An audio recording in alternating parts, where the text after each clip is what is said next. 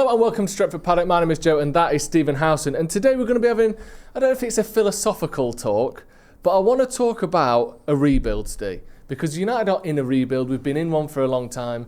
Ineos have spoken about it, Amrim's spoken about it. But I kind of want to talk about what actually is a rebuild and what to actually expect from a rebuild. Have we been in one for a long time? Well, I think by definition we have. We've never got to the final project. And Have we even started? Well, that's Because something we can look at. If you think pre-Ineos, there was no change of structure. Okay. It was the manager was in charge and a couple of bankers were doing negotiations. Yeah. Well, is that fair to say? Maybe we've been in a squad rebuild and now it seems like we're in a club rebuild. So that's something to look at. Where are United in this process? And also, what is a rebuild? What should you actually expect to see and what should you actually expect to happen? Because I feel like a lot of people say United are in a rebuild, and then when we have a bad season or a few bad results or a young player that's not quite performing, people want to throw everything in the bin and say this isn't good enough, we're Man United, we've got standards. But I want to look at what should you actually expect from a rebuild. Fair?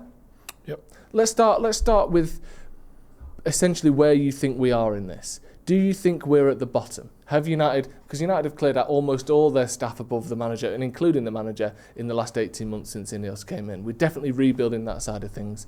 And yet on the pitch, we're basically as bad as anyone in the league at the minute. Do you think we've kind of bottomed out as far as the rebuild goes? No, we might have. See, it depends. If you actually see this rebuild through, I think you've already taken a couple of steps towards the rebuild. You've appointed a manager. Yeah. You had I think it was a pretty good summer last year in terms of like those signings suit this manager, even if he didn't identify those signings.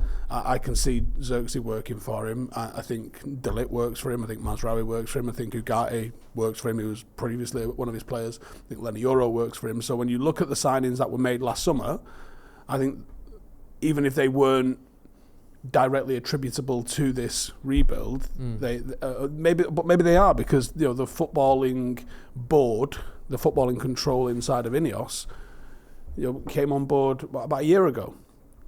So I think the likes of Wilcox, Barada, and those signings, they at least are bracketed under this current iteration of an attempt of a rebuild, and I think the manager comes under that. So I don't know if. Maybe from a feelings point of view it feels like you're at the very rock bottom, but I feel like you've probably already taken at least a couple of steps towards that rebuild in terms of you got the manager in, and surely from like next month onwards he should start to see people that have been identified that come in and fit his system. Do you think there's almost like a lag on the pitch then? So these decisions happen off the pitch and then it takes a while to swing that all around and see the results of that on the pitch? 1,000,000%, and people are really not open to this. Manchester United was successful while the Glazers were here, but not because of the Glazers. They were successful because of decisions that were made years before. The signing of Wayne Rooney, the signing of Cristiano Ronaldo, all of those signings is what carried our... Rio Ferdinand was there till the end. All of these people were part of that Champions League win in 2008. The Glazers didn't come in 2005 and action things that made us European champions in 2008. They just happened to be the people that were standing there holding the keys while we were European champions in 2008. So in terms of where we are now then, do you think we've dug deep enough? Do you think we've got under all of that dirt? I don't fucking know what the fuck we've done. But from what we've seen from the outside, like I said, it has been a complete wiping of the team above the manager, or the team above the players, basically. I think Colette Roach is the only one of the senior management team who was here under the previous regime. Everyone else is new. The manager is new, as you've said. Does that feel as though it's a decent starting point to actually change things? Yeah, it felt like it when you saw them all being appointed. When you saw the likes of Brad, I mean, Jean-Claude, whatever he's fucking called. Blanc. He's gone now, hasn't he? He's not gone, he's just changed his role. He's not on the board anymore, but he is still basically doing the job he was doing. There's been changes. Obviously, Dan Ashworth came and then went. You can look at that as a mistake, or you can look at that as being proactive. And ultimately, we're not going to know until we get to reflect on this in 3, 4, 5 years' time. Yeah. Like, you can't try the soup while you're making it. Like, you have to wait till it's finished. And I think there's a little bit of an element of that at the moment, is like, we are clearly putting things in place. Like when Sir Alex came and he fucked off all the scouts and got new scouts and started identifying the likes of 13-year-old Paul Scholes and stuff like that. You weren't seeing the fruition of that for 6 years. Yeah. You know, that it might take that long for some of the things that are happening and being put into place now. Now, we might have just signed some fucking Congolese 12-year-old that they're like, this is the fucking one, wait and see. You're not going to know about him. He might be 4 managers deep by the time he gets a go, and that guy gets the credit for it. When actually, he was just gifted a kid that was really good. Yeah. You know, it's very difficult to know what the impact of these decisions is having. And I agree with that. There's such a lack of patience. Like, I'm seeing, it's the contradictions that fuck me off. People are saying in 6 months we've seen that Amarim's definitely not cut out to manage in the Premier League. Okay, well in 6 months did we see that Ole Gunnar Solskjaer was absolutely cut out to manage in the Premier League? Better. Still the best start. I think the best 15 games that any. So I'm going to fuck Amarim off and get him back because clearly he was cut out to manage in the Premier League. Yeah.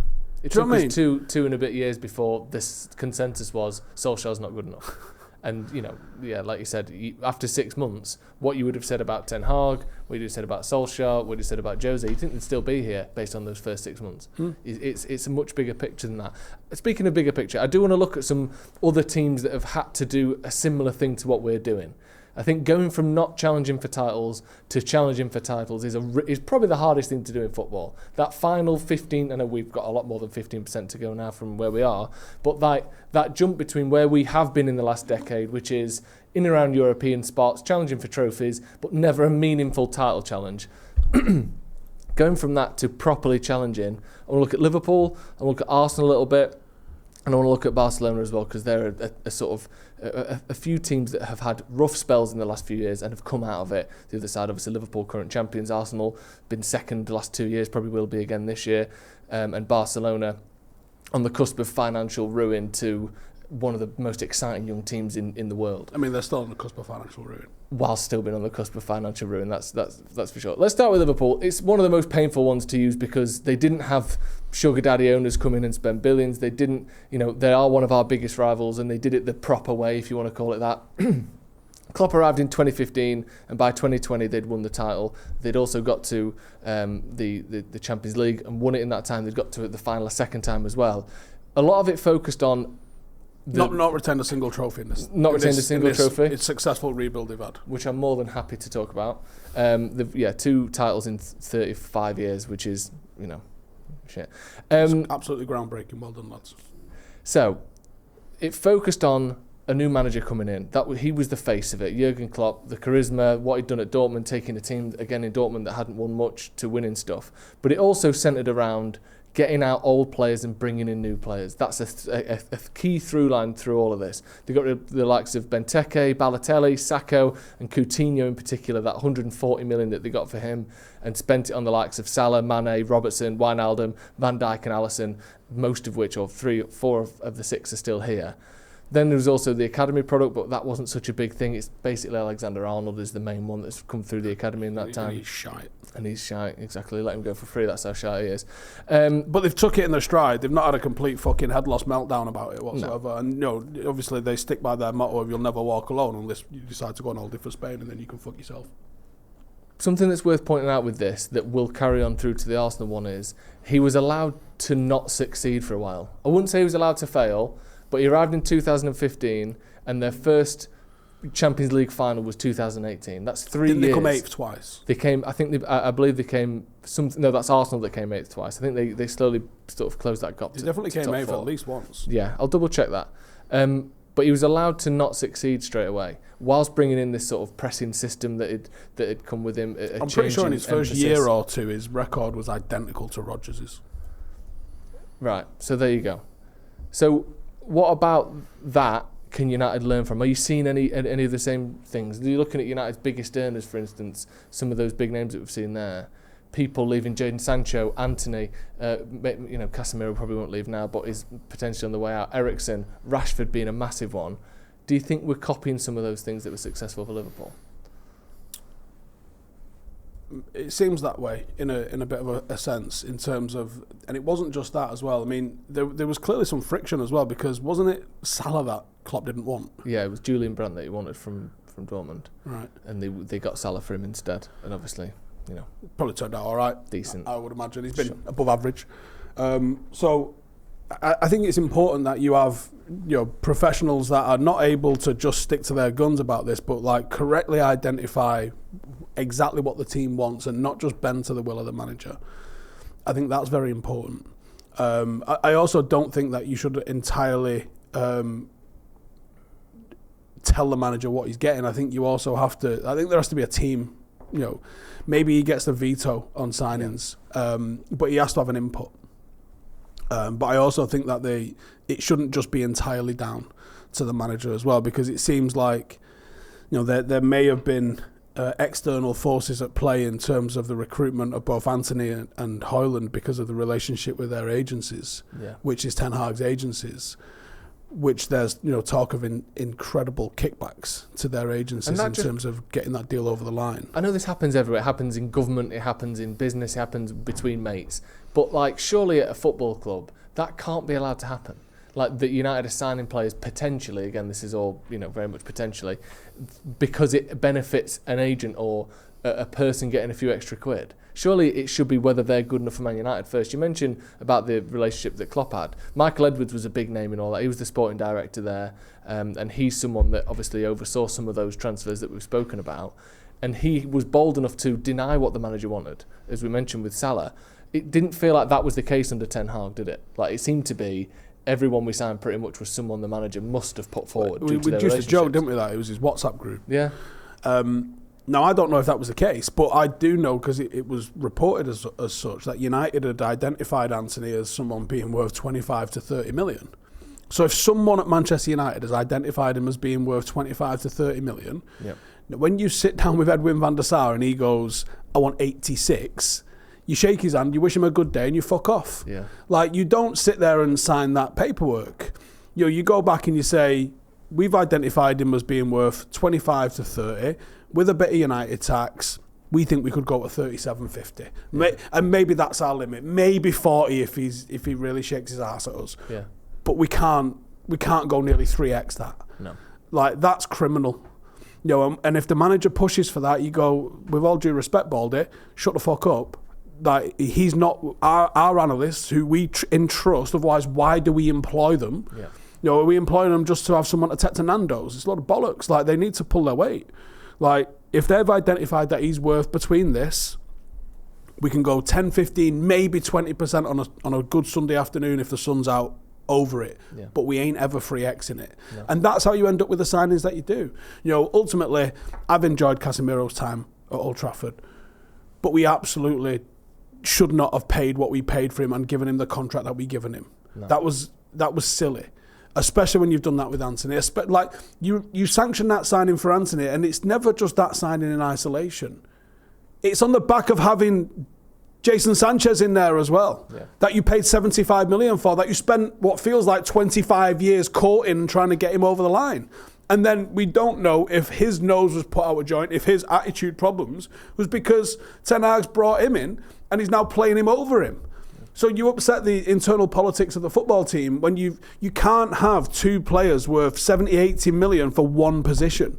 It does not work. And ultimately, we've now got neither of them. Yeah. And at the same time, you also had an academy player that was worth probably more than both of them, maybe even worth what they're worth combined, who for off-the-field reasons also now doesn't play for us. Yeah.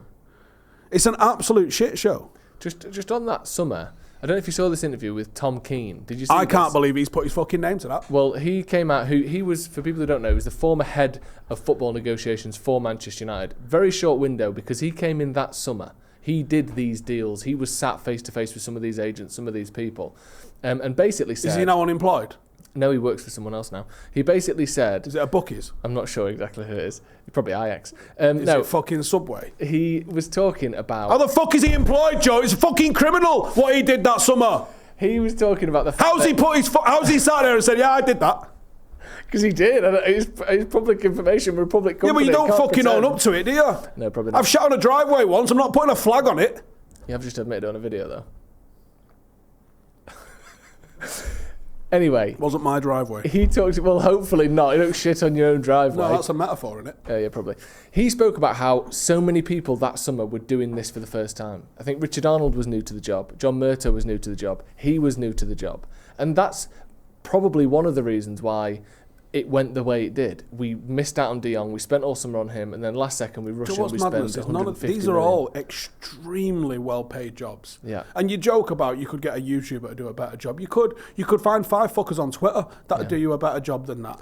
Because all of us knew that was a bad fucking summer. And if nothing else, we can't fully judge the quality and the sort of long-term success of the likes of Barada or Wilcox or Christopher Vivell, who I think is new but has been around for a little bit. But at least we seem to have some consistency. They've been here for a year. We're not going into this. He said, usually you start the planning of a window the September before for the next summer, the next May. He said we came in May and had to do that transfer window immediately. It smelt like it. Yeah, so we basically had 9 months worth of work to do in 1 month. Like that is a massive issue. If nothing else, hopefully in terms of the rebuild, you've at least got a bit of continuity from last season. That's something. Let's move on to Arsenal because I think it's staggering that. It's staggering that he's agreed to do an interview to fess up for that. Well, I want to get him on the channel so we can speak to him in person, hopefully. Right, I'm not going to be here for that. No, that's fine. Let's look at Arsenal. Because again, they've won 1 trophy in 5 years. There's a lot of things we don't want to take from them. But going from averaging about 55 points a season to the last couple of years averaging about 86 points a season, that is a jump that United are very much looking to do. And they have had a rebuild. You know, no one can deny that. They spent, I think, 800 million quid in that time, which is absurd, or pushing 800 million. They've sold the likes of Ozil, Aubameyang, Bellerin, Lacazette, absolute mainstays of that previous generation, all went relatively quickly, promoting people like Bukayo Saka, promote people obviously getting Odegaard in on a permanent deal, Ben White, Gabriel, Saliba, they were big ones. Is the way that they sort of ripped out the old and brought in the new, do you think that's something United can learn from Arsenal? Do you think that seems to be a trend and a trait with all of these teams? You have to accept that it's not working and really tear it to shreds. You can't just iterate and bring in one and bring out the other. I refuse to accept that Arsenal are a success story. Okay. Because I think anyone can spend, outside of Manchester United, anyone can spend 800 million and turn a team around. Well, Chelsea haven't. They put them on the United side of things. I mean, they were 10th last season. They're going to be 5th this year. They're in a European final. If you're calling Arsenal a success, I'm calling Chelsea one. Okay. And yeah, maybe not, but they clearly went into it. Did that fucker go work for Chelsea afterwards, after us? Was he there last summer at Chelsea by any chance? Because that's what they did. They just was like, 8-year deal, 100 million, sold. Yeah. And then, perfectly legal things like selling their women's team to the right hand to the left hand. That's Chelsea, by the way, not Arsenal, just for anyone else from a legal standpoint.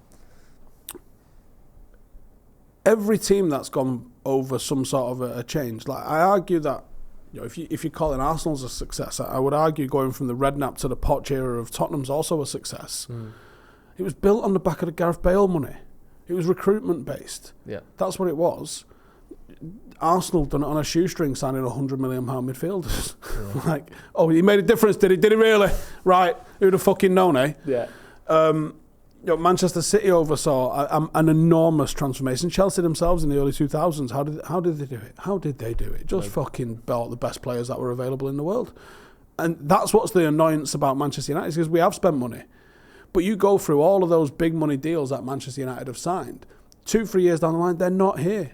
Romelu Lukaku, he ain't here. 2 years. Di Maria, not here. 1 year. Give Casemiro another 12 months, he will not be here. Yeah. All of these massive monster deal signings that we had, and then we went through a period of just signing any striker that was 35. You can see why they went for Højlund. I can't remember who was telling me. He was offered. There was an agency that was offered Rasmus Højlund for somewhere in the region of like 25 to 30 million euros.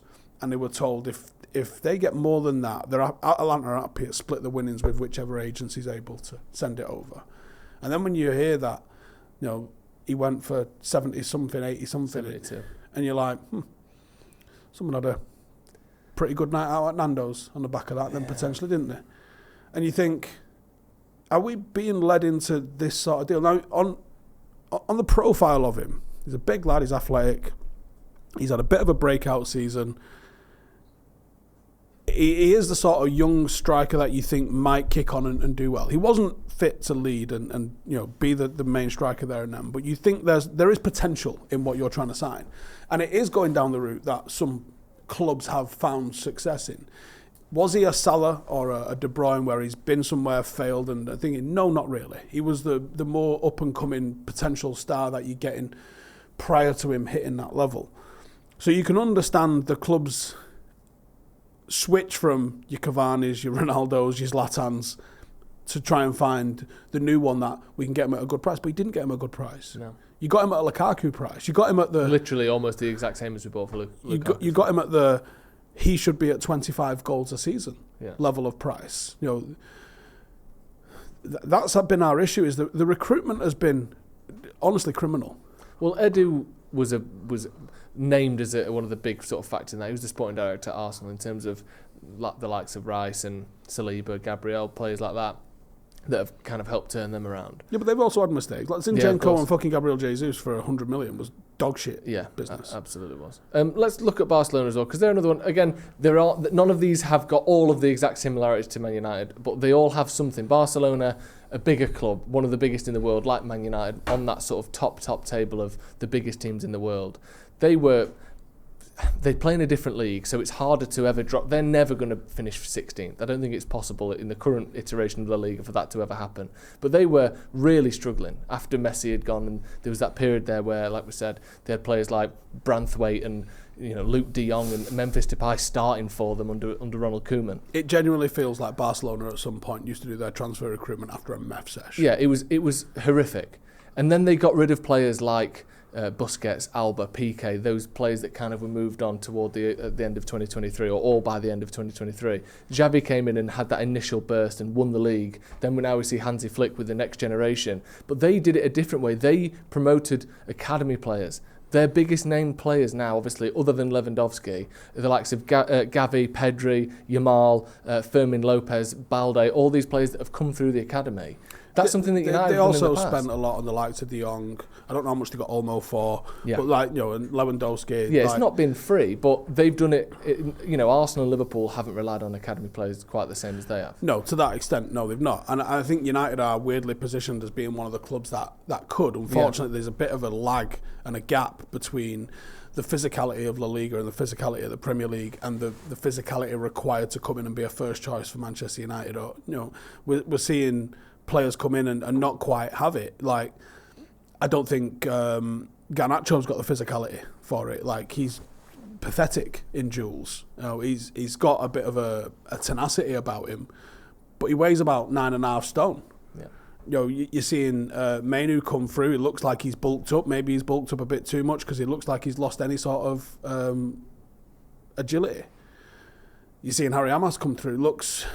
Technically looks bang on. Physically, is he there yet? We saw him get absolutely toasted against Bournemouth in the air.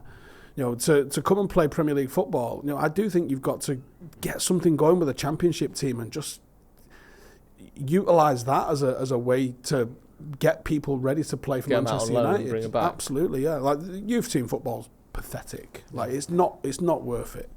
I was chatting to a young man that's recently just been out on loan to a Southern Prem team. From a Prem team, he's not a United player, and he's gone and done 8-week, 10-week, something like that, a step 3 side, and he's like completely eye open about it. Yeah. Like, wow, didn't expect the level that it was, the intensity that it was, but he's come back and he's learnt loads, and just seeing the amount of times that people are sending balls down the pipe and he's had to edit back, and you're thinking, wow, that not something that he anticipated, but he needs to add it to his game, because academy football, people aren't doing that. Everyone's playing a copy-paste technical game, whereas you go and play in the Championship, even the Premier League to a greater or lesser extent now, you're going to, as a defender, going to be required to head the ball. I think you've got to go and use men's football as a finishing school. The amount of players that are going to be able to go from under-18s Manchester United to first-team Manchester United is extremely small. And I think it's a little bit easier in Spain, But even there, you're asking for a lot. Doesn't happen a lot at Madrid, for instance, does it? It seems to be Barca the only ones that do that, and United do have that sort of connection as well. Just finally then, I don't want to say you're happy with where we are. Just go back a sec. Okay. I actually think you'd have been better looking at PSG post Messi, Neymar and Mbappe in terms of how they've recruited. I think that's a far better way. They've recruited the right stuff. They've identified younger, not quite hit the top. Hard-working players as well. Correct. Yeah. Dortmund's post-Klopp Dortmund, how they managed to rebuild and became known for almost being the place Barcelona went shopping for a few years, very expensively, and United as well. And their recruitment strategy is good. The rebuild is recruitment. So whether that's the actual act of signing better players or the systems and responsibilities and authority that gets put in place to allow people to make those better decisions. Rebuild is recruitment. Simple as that. What did Busby do? Yeah. It was recruitment, really. Yeah. He went and found the best young players across the UK, because that was the world at the time, wasn't it? Whether it was George Best over in Belfast, whether it was Bobby Charlton up in the northeast, or whether it was Duncan Edwards in Dudley. He went. That's far and wide back in those days. That is really spreading the net. And when Sir Alex went and did the same thing, and you bring in David Beckham from London, and you bring in Paul Scholes from as far away as Middleton, and the Nevilles from Bury. Yeah. That's the same kind of thing. It's investing into those sorts of things. But he had the authority to do that. Busby had the authority to do it. Fergie had the authority to do it. I know that there's been a ton of different changes that a lot of people at the club aren't happy with. They've sort of tried to focus on more athletically ready kids, and copying what City did in recent times, actually, whereas United have traditionally always been the ones that went and found and developed the likes of Angel Gomez or the likes of Mason Greenwood. They weren't big athletic kids. They were technical footballers. And there's been a bit of an identity crisis in the academy in recent years. You might see some just big fucking monster kids coming through. And I don't know the direction that's going to change. I guess that's another Ineos decision. Yeah. Just finally then, like I was saying before, I'm not expecting you to call this a success or like you're happy with how things are going. But would you say that this has been a failure so far, or do you think we are seeing some of the things that could be us moving in the right direction? I always thought that appointment of the likes of Barada and Wilcox et al. was more in an attempt of success than we ever saw from the Glazers. Yeah.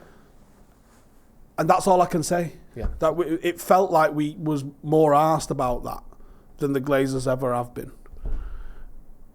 As for is it a success? Well, no. It isn't a success yet. But I don't know when you get to call it a success. If it had won the league next year, feels too quick to have turned everything around almost. Like you said, people talk a good rebuild, but when they're in it, they want to rip it all up. Yeah. I don't know how long it takes. If it took Fergie years and he's the best that's ever done it, why are you expecting someone else to do it? And people go, football's changed. But it's not, though. It's still recruitment and training and personalities and this, that and the other. It's still exactly... Why is it different? What's changed? Yeah. You tell me what the fuck has changed. Why is it different? The pressure is different. Managers used to get sacked all the fucking time. Outside of Fergie, Busby and the fellow with a hat that won a league in fucking 1908 or whatever it was. United have been a sacking club as well, right? We're no more different than everybody else. Every fucking club has just churned through managers constantly. And guess what? It don't fucking work. What's the likes of Klopp, Arteta got in common? They were given time. Yeah. I agree. Right, thank you very much for joining us. Everyone, thank you, Steve. Thank you for watching. Hit subscribe to the channel if you haven't already. We'll see you in a bit.